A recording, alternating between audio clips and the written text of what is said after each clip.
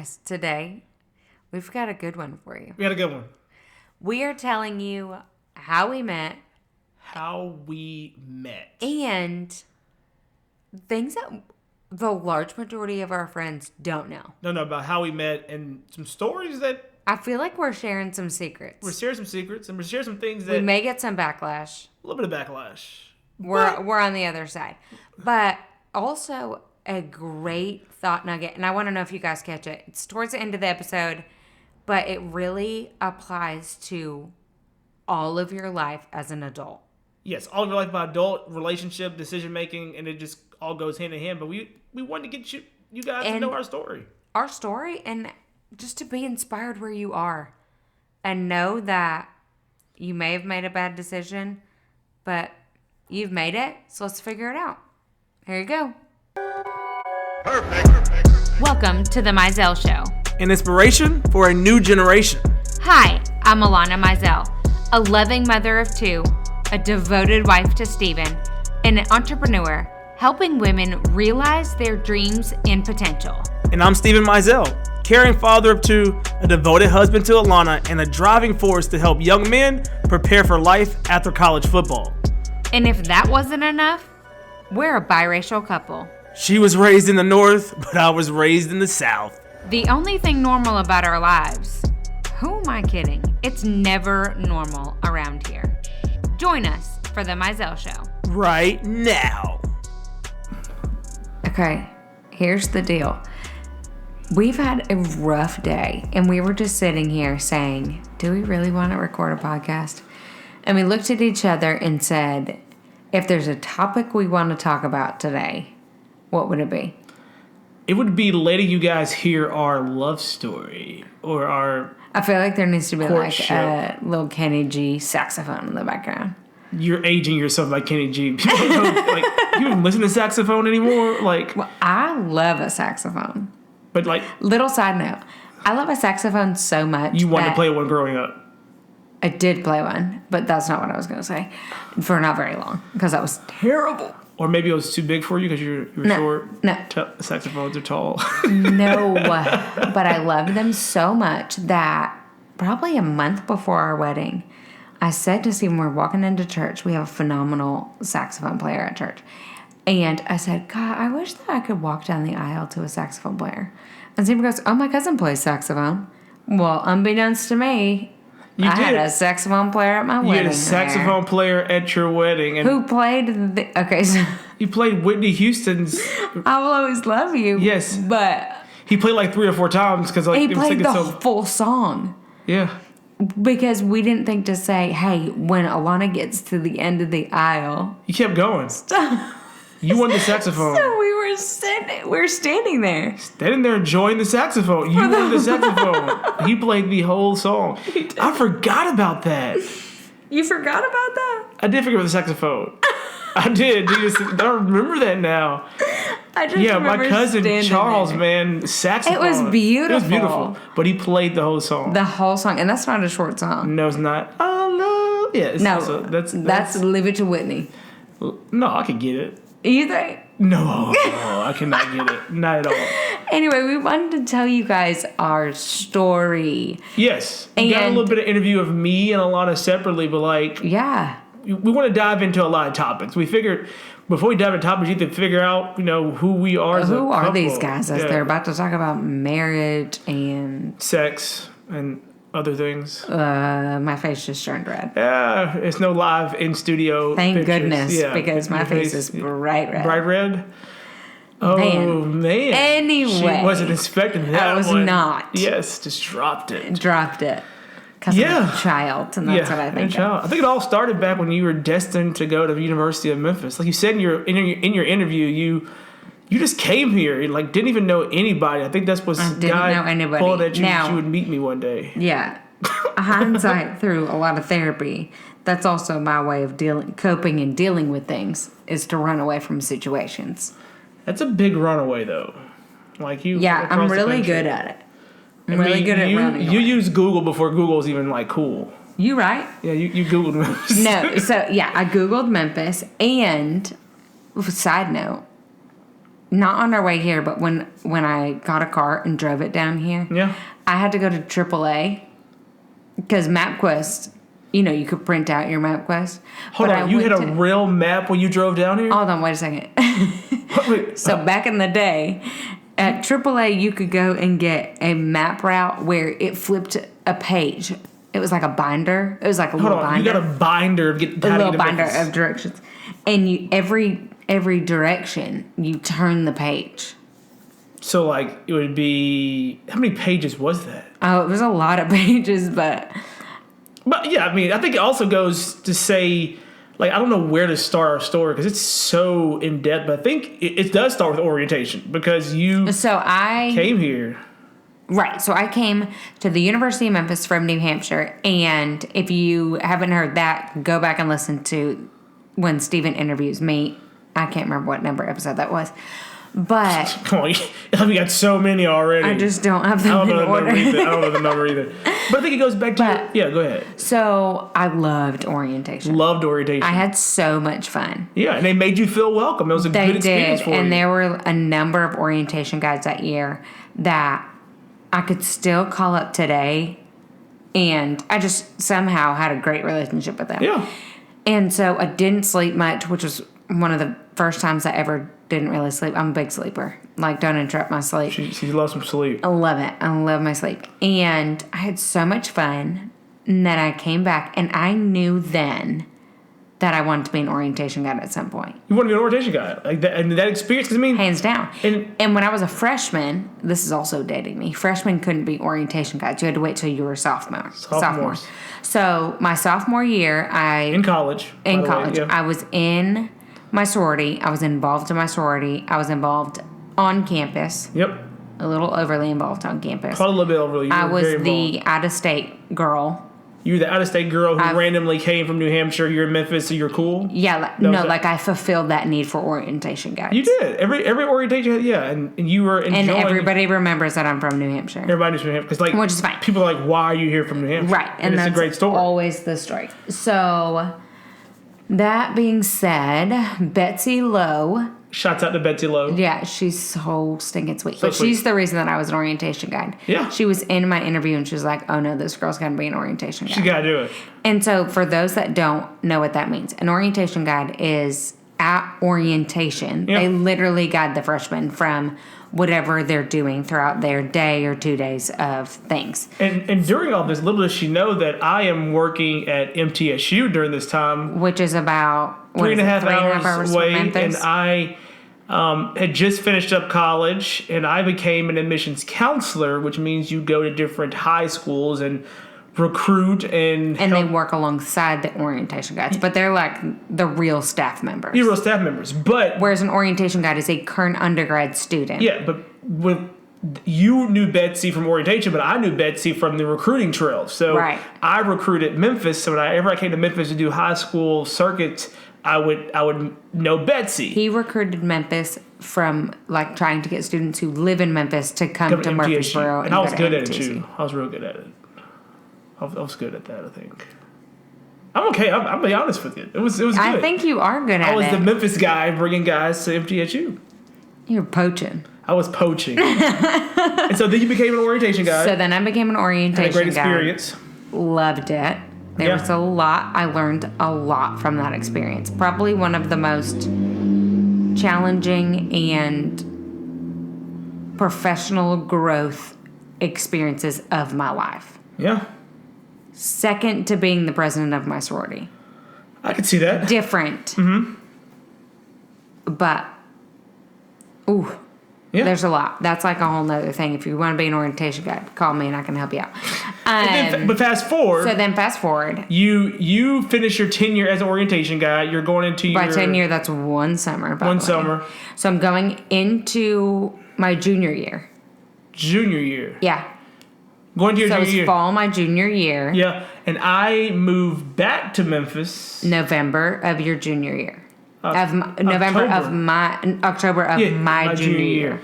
And which is 20. Oh, dude, don't say the date. Don't age us.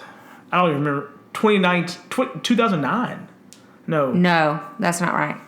Yeah, it was. No way. Yeah. Yes, Wade. Yes! That's why I said don't bring the dates up, bro. Like, don't do it. That's right. No. Yes.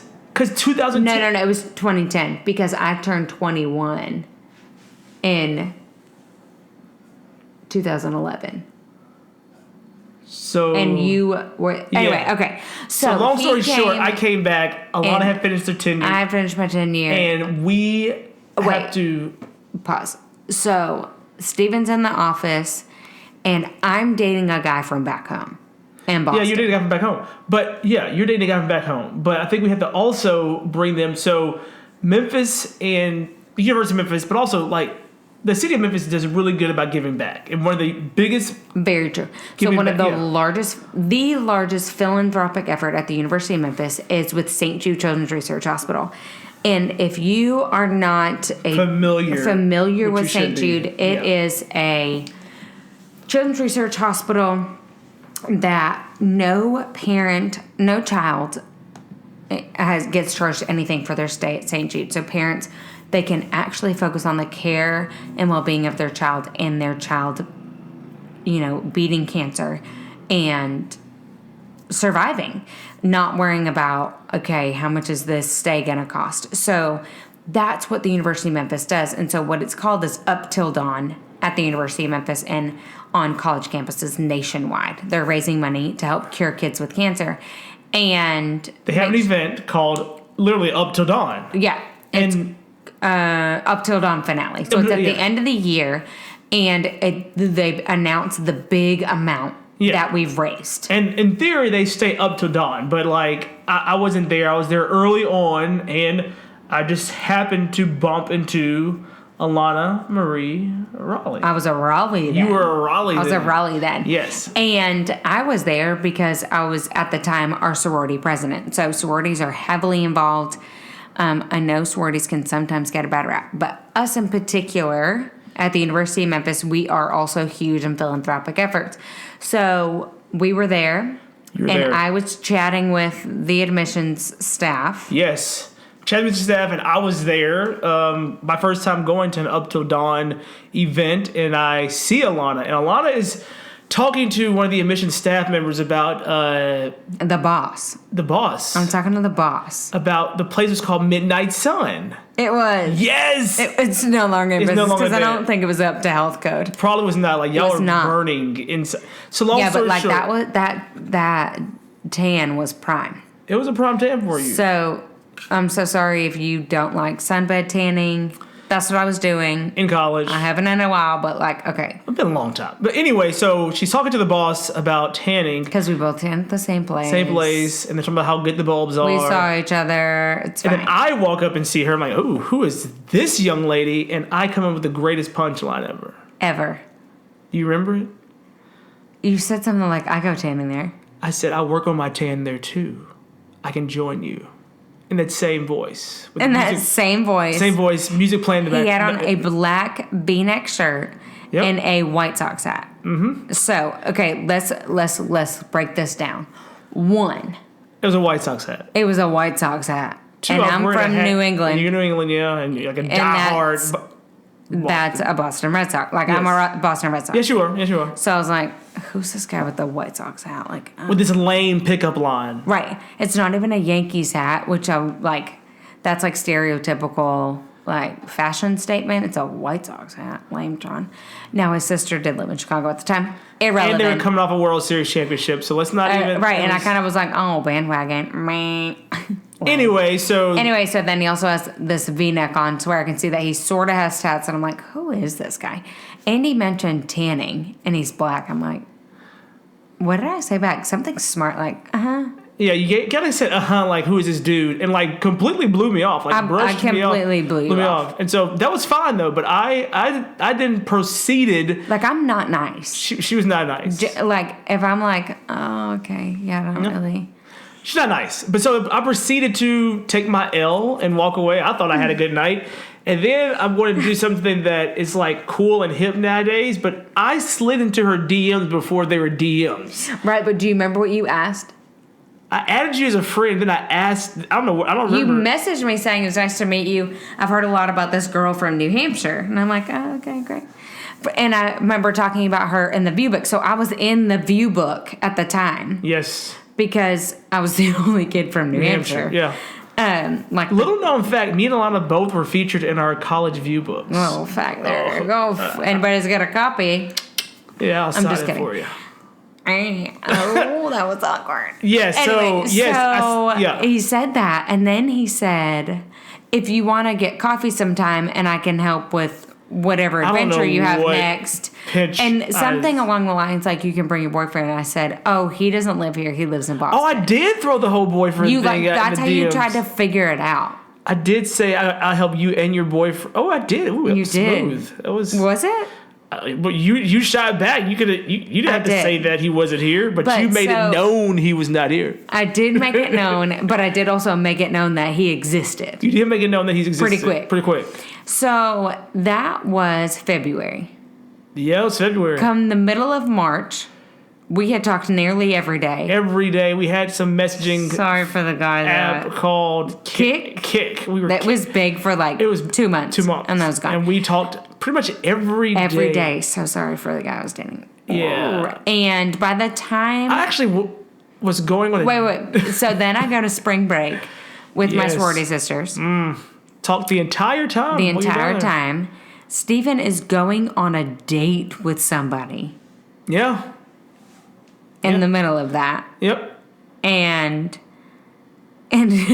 early. I ended it early because I just knew this is not it. But at this time though, you were still somewhat dating that guy, so I was still like, hey, let me. I was dating him when you went on your date. I was dating him. Yeah. But by the end of spring break, I was no longer dating. You're no longer dating him, and then I left my date. I didn't leave her there. I kind of just ended it and never. It wasn't like a hey, let's do something else after dinner. No. It was a smile later. I can't wait to go text Alana on spring break. The number of times I've asked what her name was is out of control. I don't know her name. I don't remember her name. I really don't. That's awful. I hope she doesn't listen to our podcast. Oh my goodness. I hope she's so happy. She's probably happy. I don't know. So happy. But yeah, so.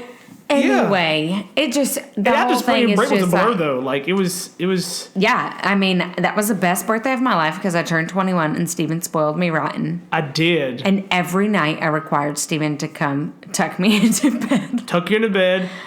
But I was awful after that. Yeah. So let me tell you a little something about Alana Raleigh. Yeah, Raleigh. This is pre-marriage.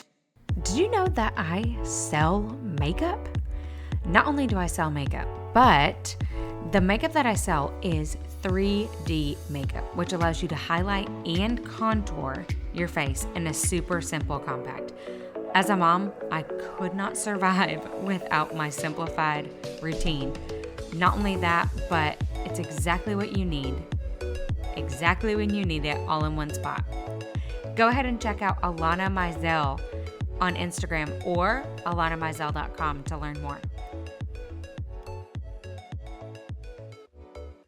My parents dated for 6 years before they got married. Oh, yeah, that's a good point. And so I told Steven, well, we're going to date for 6 years before. First of all, she said I would tell her that I love her before she told me. She made that clear from the jump also. Which is what happened. Yeah, it happened. Yeah. I have no problem confessing my love to you. I'm okay with that. So that happened. Was it, 3 days in I said I love you? And I also was anti-commitment.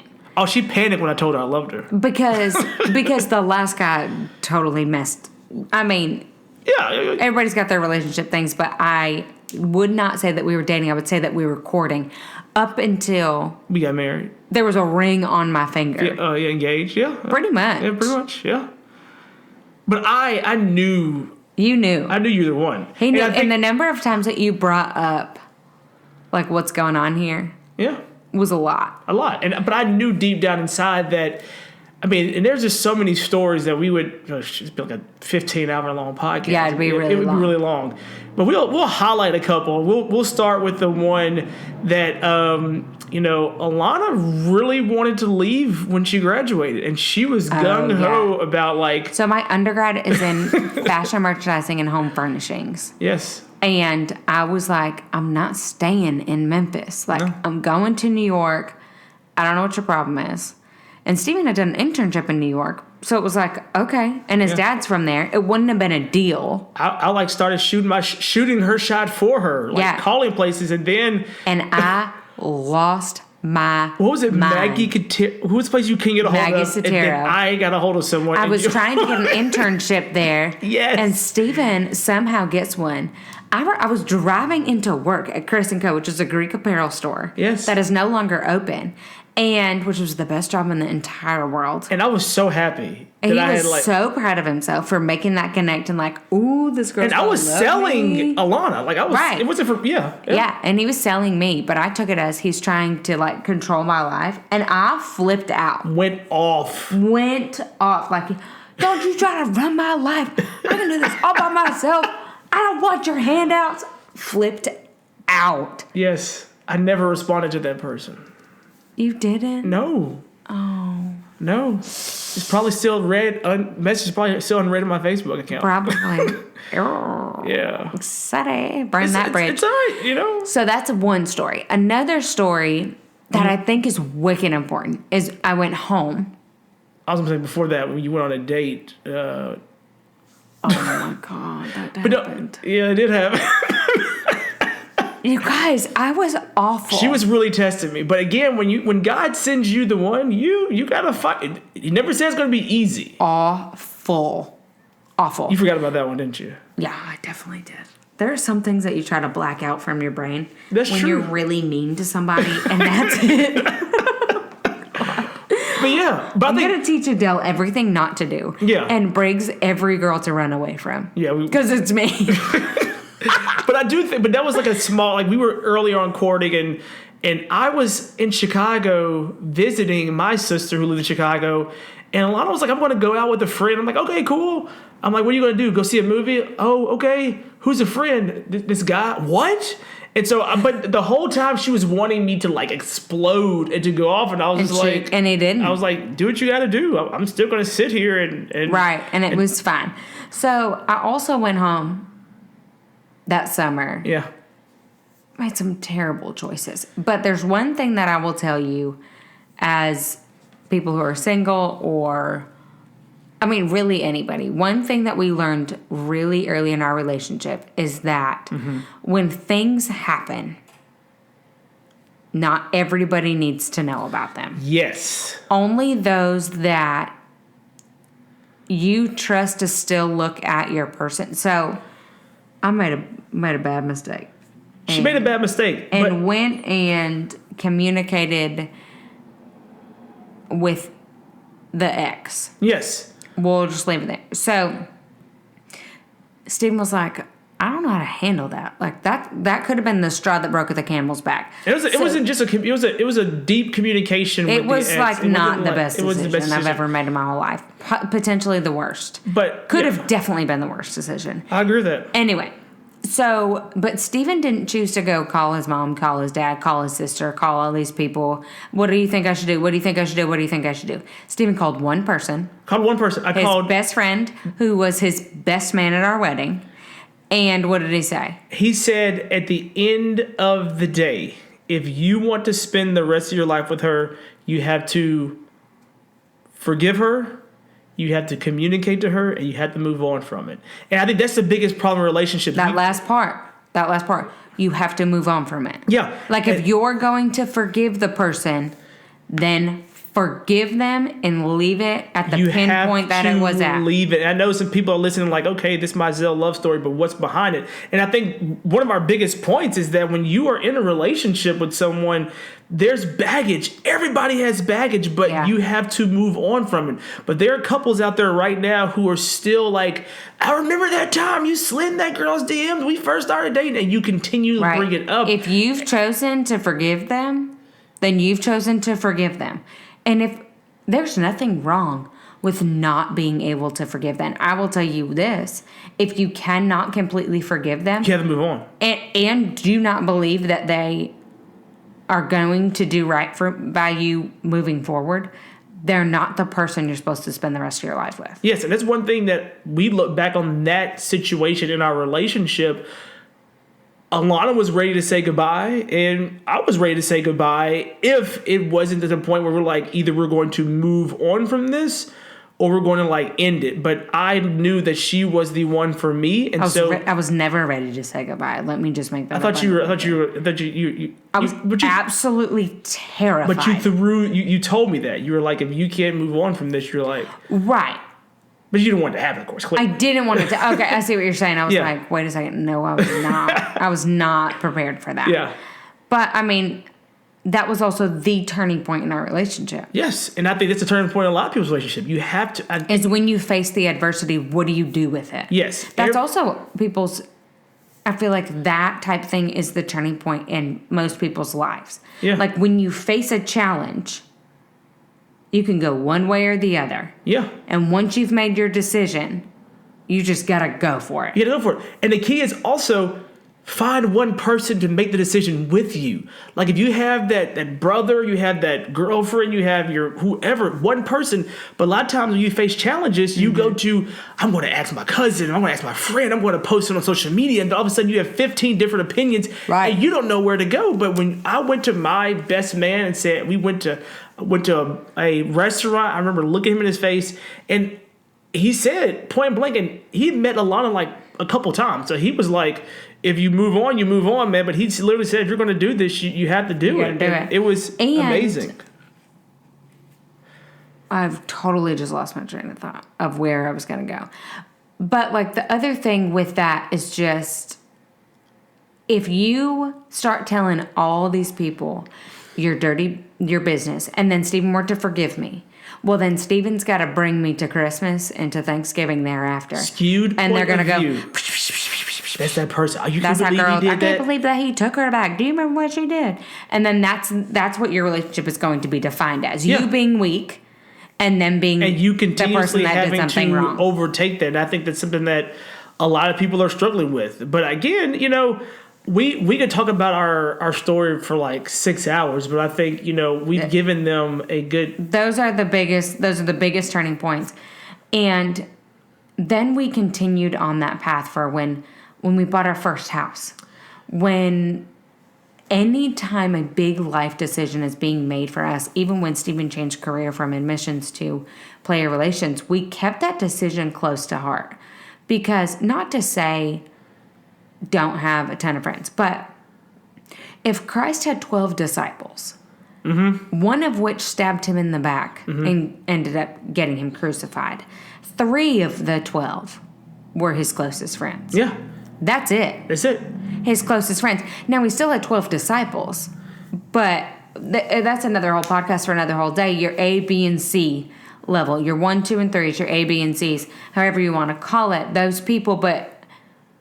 keep it close. Keep those hard decisions close. And what she means by that is when we make big decisions, it's me and Alana, maybe 1 or 2 people. We'll tell our parents maybe after the decision is like almost made or done, pretty much made, but we have to trust each other in our communication. And one last thing I will say before we wrap this up, don't be afraid to step out on faith. And the biggest step out on faith I took with Alana, I went and met with her sister, and we talked for 2.5 hours. Alana thought... I thought he was dead. She was dead.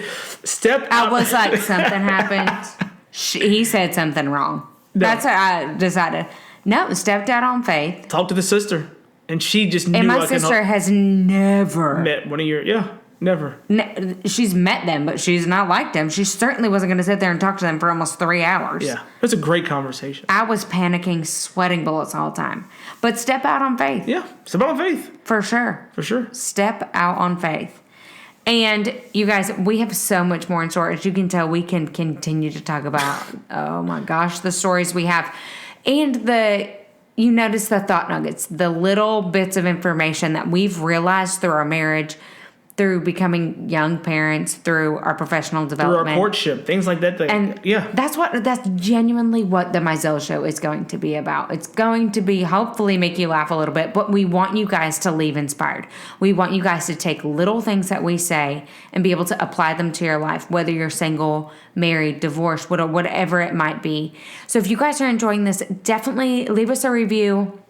Give us the feedback. If there's something you guys want us to talk about, reach out to us on our website, at themizellshow.com. There is a contact section. You can put it in there. We would love to hear about it.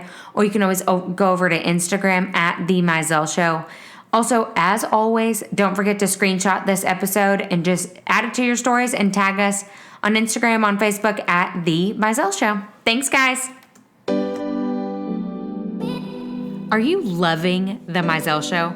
Well, we love you all. And did you know that you can have me and Steven talk to your team or a group of 25 of your friends? All it takes is 25 people showing up on either a Zoom call, a Facebook Live, or really anywhere. Hopefully in person sooner rather than later. But how do you get us? So all you have to do is email themizellshow@gmail.com, or you can direct message us on Instagram at The Mizell Show.